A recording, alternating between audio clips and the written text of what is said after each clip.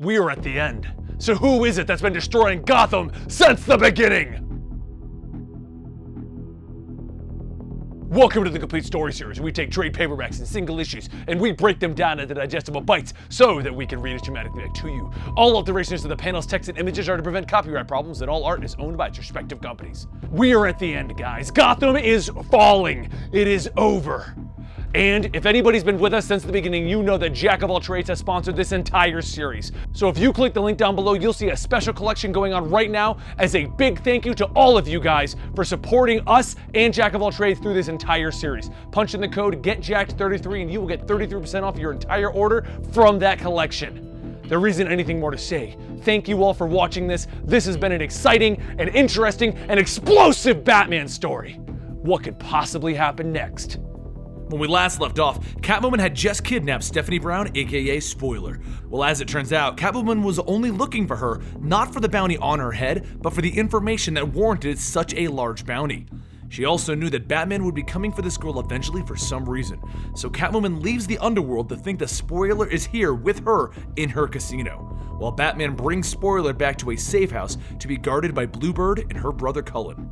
Bluebird agreed on the condition that Batman will train her for real, all the karate chops and eye-poking stuff. The weird part is though, Spoiler still wouldn't reveal what she knows to everyone, because she is seemingly afraid of Batman, and she wouldn't say why. So after a night of explaining the situation to Bluebird, she finally does reveal what she knows, what everyone has been hunting her down for. She knows who's been handing the money to her father, the man behind all of this. She saw Bruce Wayne, the man who funds Batman. Spoiler then gets up and begins to leave. With Bruce Wayne funding all of these Bat people, she isn't going to stay here. She's gonna stop him. But Bluebird tells her that she isn't leaving, and if she tries, she'll stun her. Spoiler won't be stopped from leaving, and they begin to fight it out. Meanwhile, the GCPD have finally gotten the name of the person who was doing the entire Arkham Asylum, dark arts, and then collapsing of the entire facility, Dr. Milo. Batman has his agents track down any more information on Dr. Milo, and they catch him just in time as he's attempting to leave Gotham through the airport. He is chased through the airport by the security until he flies out onto the runway where the Batjet hovers overhead and demands that he surrender or be neutralized. He panics and screams, "I surrender!" But the Batjet then shoots all of the drugs that he has in his pockets, and Batman jumps down to grab the man by the throat and demand to know what he did to Arkham. What did he do to the inmates? He explains that he did what the book said. It entwined magic and science, and it worked. It was a gift to him. So Batman demands to know, who gave it to you? And Dr. Milo explains. It was attached to the card he received. Then the spirits of the deceased seemingly rise from the ground and they surround Batman. "That man, your time has come," they exclaim. Dr. Milo holds his hands over his eyes. "Who are you? I didn't summon you! I can't look!" Batman looks in horror as the spirits around him are that of his mother and father, telling him that he couldn't help them, their poor baby. They tell him that he has desecrated their memory with his war on crime. While this is going on, the spirits are also crawling all over Dr. Milo, demanding to know why he gave them to Joker's daughter. She killed all of them. Then one of the spirits, which turns out to be a doctor of Arkham, appears and tells the others to leave Batman alone. They are here to get Dr. Milo. He made them into this. But as Batman runs over to Milo to save him from a heart attack, the GCPD arrive just in time to demand that Batman puts his hands over his head. Batman activates a flashbang off his belt and he disappears into the night with Dr. Milo. As they take off into the night, Batman calls up Jim Corrigan, again, the Spectre, and he explains that all of this Arkham mess was because of Dr. Milo using a book, and he wants Corrigan to look at it. So Corrigan, Batwing, and Batman all get together in a cemetery that's considered hollow ground, just in case Corrigan needs it. Corrigan then finds out that Dr. Milo opened up a trapdoor of magic, one tailor-made to allow Blackfire out, tailor-made to make a hole into hell, and tailor-made to allow him to do all of these horrendous acts. But he went too far, and it eventually broke him mentally. Back with Spoiler and Bluebird, they have slightly resolved their differences. Spoiler is sitting on the bed telling Bluebird that she just can't trust her. She can't trust anyone. So Bluebird decides that she's going to ask Batman if they can just get Spoiler out of Gotham, and she sets up an automatic stun gun on Spoiler. If she moves, she'll be knocked out for quite a while. As Bluebird leaves, Spoiler can only say, well, damn. Back with Batman in the Batcave, he begins to look through who bought up all of Wayne Enterprises' companies and structured them in such a way that it looked like a signature. He then realizes who is devious enough and rich enough to snag up all of Wayne Enterprises semi-legally and gets that far unseen only to sign it. Who can bring the city to its knees? Who has the influence over all of these people in all these different types of walks of life? Ra's al Ghul.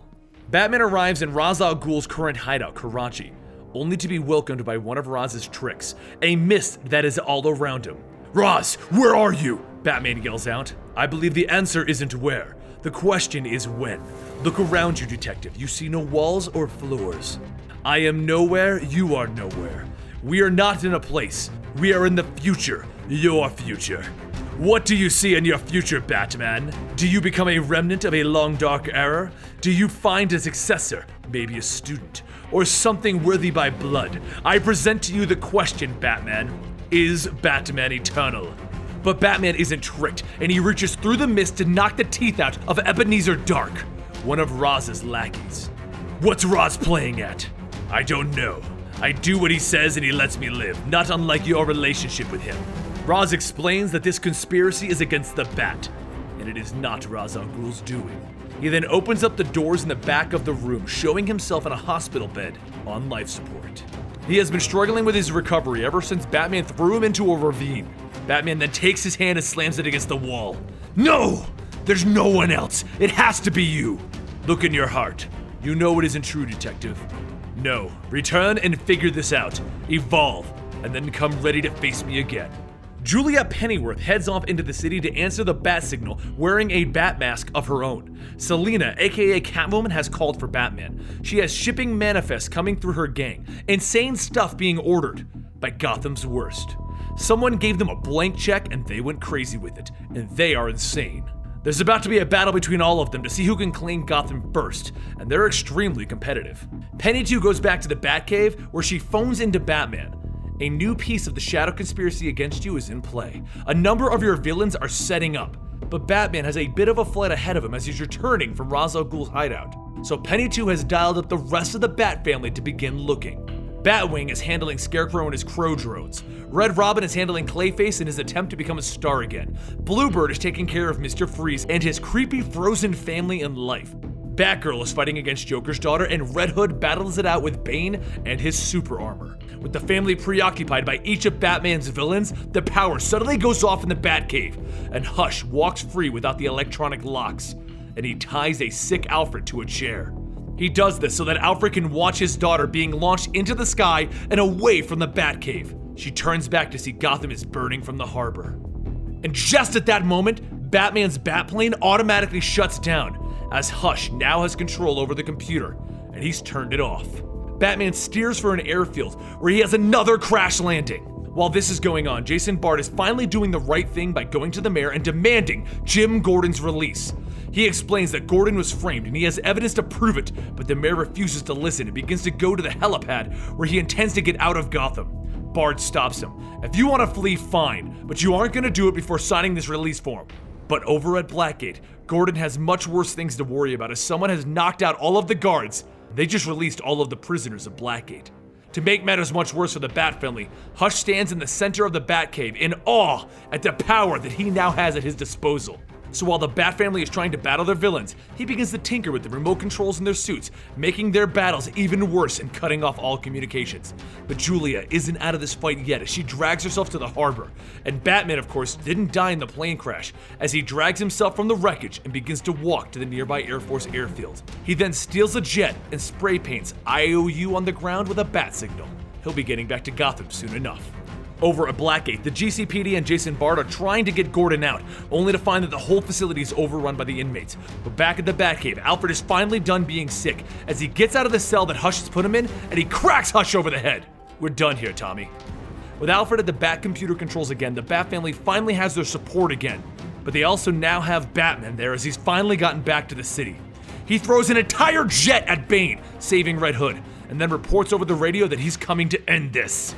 Back at Blackgate, Penguin and Croc use this chance to escape from the prison, but Bard does get Gordon out finally, which was just the time that Batman needed to arrive where Batwing was battling Scarecrow, and Batman comes riding in on the Crow drones. He quickly removes the Scarecrow threat. He then goes to Bluebird where he electrocutes Mr. Freeze and he disables him. Then using Victor Freeze's freeze gun, he freezes Clayface and saves Red Robin. They then all head over to help Batgirl with Joker's daughter. But she's already beat up Joker's daughter. "You guys didn't seriously think that I would need help with this, did you?" she asks. And Tim tells her, "Show off." But while Batman is getting the family back together, Firefly has lit most of Gotham on fire. Batman cannot believe how far this has gone, and he punches the window. And that's when he turns back on his Cal communicator, and Julia explains that he received an invitation to the best seat in the house. If he's willing to meet up with the Bat Signal, he can see Gotham fall and see his failure. With no sleep for 36 hours and exhaustion setting in, Batman goes to Signal Tower to end this, while the Bat family goes out to rescue people in the fires. Batman arrives at the tower and he demands to know who is behind all of this. Who did this? The culprit launched stun lines at him, shocking him and forcing him down to his knees. And out steps Clue Master. You never did consider all the options. All you needed to do was follow the clues, Batman. Clue Master straps Batman to the Bat Signal and cuts the Bat Signal off of his chest with a razor. He then takes off Batman's shirt and he asks him, "Do you even remember my name after you stopped me all of those years ago?" "Arthur Brown, the Clue Master, a second-rate Riddler knockoff." "Shut up! The Riddler never got you this far, did he?" And then the Clue Master removes Batman's mask. "Ha! No wonder you have such an ego. Bruce Wayne is Batman? Your name is all over this city." "It doesn't matter now. Your allies have been slaughtered. Your city is burning. I have taken everything from you, piece by piece." And then he throws the cape and cowl off the side of the building. "We talk, you know. Those who don't make your A-list. We have meetups and poker nights. I remember during one of Joker's big schemes, I made a joke. What if we struck right then when Batman was focused on one of the real baddies? We laughed about it, but I knew I was right. We could do anything while you were focused on one of the big baddies' puzzles. The reason no one does is we think that you're bigger than us. But you're not, are you? You're just a man. See, I created the illusion of a coordinated attack. So many people hate you that they came stumbling out of the woodwork to be involved. Alls I needed was some offhand hatter tech to get Gordon to pull the trigger, and it threw you off right from the start. Then I sent out invitations to the kind of people that would see this as an opportunity. It didn't matter what they did, big or small. They just needed to do something, and they certainly each took a different path. It made you look for someone behind everything, look for the big bad, and you were so focused on finding somebody worthy of a plot like this that you ignored the little stuff, the way the city was changing, the way we were preparing for the total chaos to take hold. You bought into your own legend, your own story. You thought there had to be someone worthy of you. But this whole time, Batman has been picking the locks on his own wrist, and he throws a left hook at the Clue Master. Meanwhile, back with Gordon and Bard, they're finally putting everything together. Riot shields, body armor, CCTV cameras, and an entire fleet of armored vehicles. They are going to take back Gotham. Batman begins to hit the Clue Master over and over, and then he throws him headfirst into a wall with the chains. "Bruce, this is really the end. I've had my fun, but I'm not going to play this game with you anymore." "Is that so?" "You can stop with the ridiculous voice, Bruce. You can't even stand up." And the Clue Master is right as he hits Bruce across the face, dropping him. Then he pulls out a gun. "I'm gonna shoot you." And that's when the Clue Master has his throat slit by an unknown assailant. No! Not according to plan. Our unknown person begins to approach Batman. "Your plan may be, Clue Master, but I've always had a plan of my own. Hello, brother. Are you ready to end this?" And we see that Lincoln Marsh has his own plans that he wants to enact. It turns out that when Clue Master wanted to start this plan, he arrived at the Harbor House on the Night of the Owls. The Night of the Owls is the night that Bruce Wayne's supposed brother killed the Court of the Owls and tried to take Gotham. Clue Master arrived at the Harbor House wanting money, resources, and power, and with it, he could do anything. But he was defeated when he saw the Court of the Owls was dead. But one man was still around that night. Lincoln Marsh, also going by the name Thomas Wayne Jr., and he funded Clue Master's entire operation. Lincoln Marsh now stands in front of Bruce Wayne, ready to bring his own plans to fruition. It really is sad. He actually was smarter than anyone gave him credit for. Not smart enough, mind you, but smart. He had this excellent plan relying on the fact that he was literally the last person you'd expect to put it together. But that's it. He was a nobody. He couldn't bring this to its end. Lincoln Marsh then lowers his mask, and using his jetpack, he grabs Bruce and he launches him into the sky. You see, brother, I already know that I'm a nobody. I come without a code name and without some colorful entourage. I'm wholly nothing, and you made me that, and I will return the favor. But Batman isn't done yet. He takes a shard of glass out of his own back, and he shoves it into the jetpack. No, I can't control, you bastard. And they both land into the nearby building. Meanwhile, across Gotham, the entire Bat family is saving the city. Batwing, Red Robin, Batgirl, and Red Hood, all trying to save people. But Red Hood is about to meet his end as the building around him is crumbling, and Batgirl is trying to save him. But that's not all. Gordon, the GCPD, and even Catwoman and Croc are all coming up with plans to save Gotham. This has to end now. Brucey, Lincoln Marsh calls out. Your brother wants to come out and play. You aren't my brother, Lincoln, Bruce yells back as he takes the tattered remains of his costume and he makes a makeshift mask before grabbing a street sign and running in to finish this off. But Lincoln Marsh breaks the street sign and then opens fire on Batman. Batman dodges and grabs a car door, slamming it into Lincoln Marsh, telling him to shut up! But Batman is defeated. He's too tired, too exhausted, too injured. And Lincoln Marsh knows it as he grabs Batman by the throat. It's over, Bruce. You and I both know that I've won, and then I will slink back into the shadows with no one knowing what truly happened. Without your fortune, without your company, the names Batman and Wayne will disappear from the city, and I will have won. You will be a footnote, a strange deviation tied into these past few troubled years. But Batman will be done forever. But a voice comes over the loudspeaker with the bat signal on the television screens. Gotham City, I need you to listen. This is the former Commissioner Gordon, Jim Gordon, broadcasting on every street corner in Gotham. I know you're frightened right now, more frightened than you have ever been. Maybe that fear has pushed you to do things that you wouldn't normally do. Maybe it's just pushed you to hide away in some dark corner. But Gotham City is our city. And when hell is unleashed, we don't run and hide. It needs a city. It needs all of us. And that's when Talon arrives and saves Red Hood and Batgirl from a crumbling building. Talon? What the? Red Hood says. The lady in the cave. She put out a call to everyone. And that's when we see the extended family is arriving. Batwoman, Black Canary, and even Katana. Back with Batman and Lincoln Marsh, our villain is staring in disbelief. This can't be happening. And that's when Batman uses this opportunity to headbutt him, breaking his mask off. Then a bucket is thrown at him, throwing him off balance. Who the? It was actually Spoiler as she leaps in, punching him. Don't you recognize me? I'm Batman, she shouts. Looking up, Lincoln Marsh sees that he's defeated, as behind Batman stands everyone now. Everyone in the family. You're not very invisible now, are you, Lincoln? Batman says as Commissioner Gordon helps Batman back up. Lincoln Marsh vanishes into the tunnels below, and our story finally comes to a close. So what happened to everyone after this? Well, Jason Bard went right to Vicky Vale, and he offered to tell her everything that happened. She warned him that he'll be disgraced and never able to work for the GCPD again. But he doesn't mind. Gotham's known for hiring ex-police officers, aren't they? Catwoman and Croc, well, they continued to run their criminal organization. And while Batman isn't happy about that, because Catwoman has a lot to answer for, he'll deal with that on a later date. Jim Corrigan went back to his unit in the police, which is covered by another book, Gotham by Midnight.